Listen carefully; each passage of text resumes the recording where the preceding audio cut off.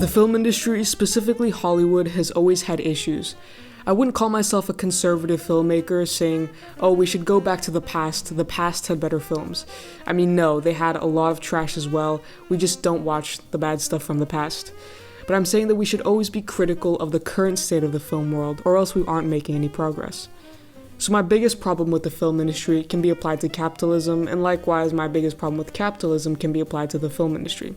And that is the driver of Hollywood, which has always been and probably always will be, and that is profit. So with the introduction of fast content in the era of constant digital dopamine at the tip of our fingers, entertainment in film has been reduced to noise. There are billions of dollars being spent on corporate, loveless, passionless films and TV shows that mean absolutely nothing.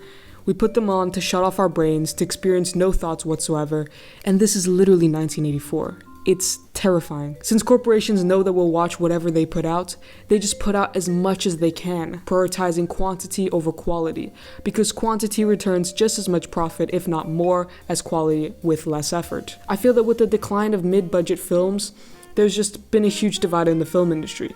There are the festival films, indie films, and then there's also the big budget Hollywood sex, drugs, guns, girls, superhero films that make an absurd amount of money, that also cost an absurd amount of money to make. These productions are made almost purely to entertain.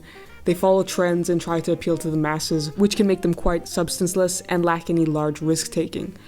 I think we all deserve to think when watching a film, because film isn't just entertainment. It teaches us about ourselves and the world, and communicates and also starts conversations. Now, when you value mindless retention, there's just so much crap being produced. The amount of money spent on this is just insane. Imagine if the money was spent elsewhere or, fairly on its workers, but I'm not going to get into evil capitalism in this video. I feel like there's also this growing sense that Hollywood is losing its voice.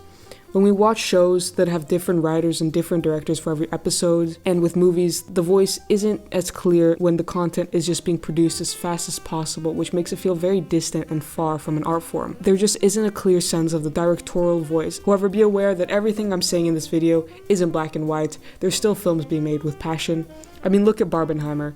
These are two directors who know exactly what they want, and they're still large budget productions, but still manage to create a film with their voice. And look how popular they are. I mean, the excitement, the anticipation, you can still feel the love and passion in those films, despite them being a large production. And I think this is exactly what the film industry needs, to take a step back, which they can do considering strikes and whatnot, but look at the excitement these films spread.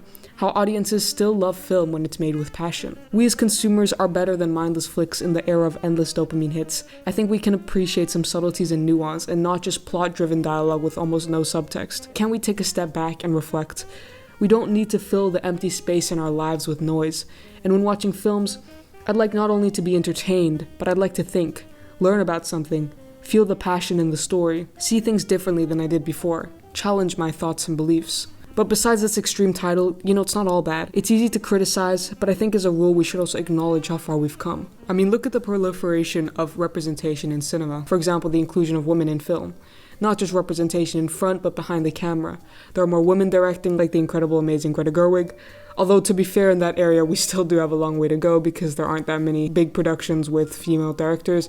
And then when there are people who get very critical for some reason, probably because she's a woman. But we have made progress, and that's important too. And again, there's still an immense amount of progress that needs to be done, and always will need to be done. Like, equal rights, fair pay, but we should always be trying to make it better. But there still is love in the film industry, and within us consumers. We just have to be aware of this wall of profit-seeking disposable content, which I don't think will stop, but still be aware of it.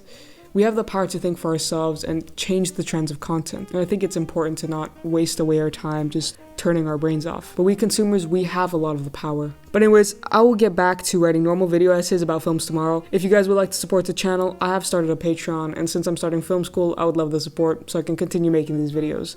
But thank you guys for everything. I hope you enjoyed. See you later.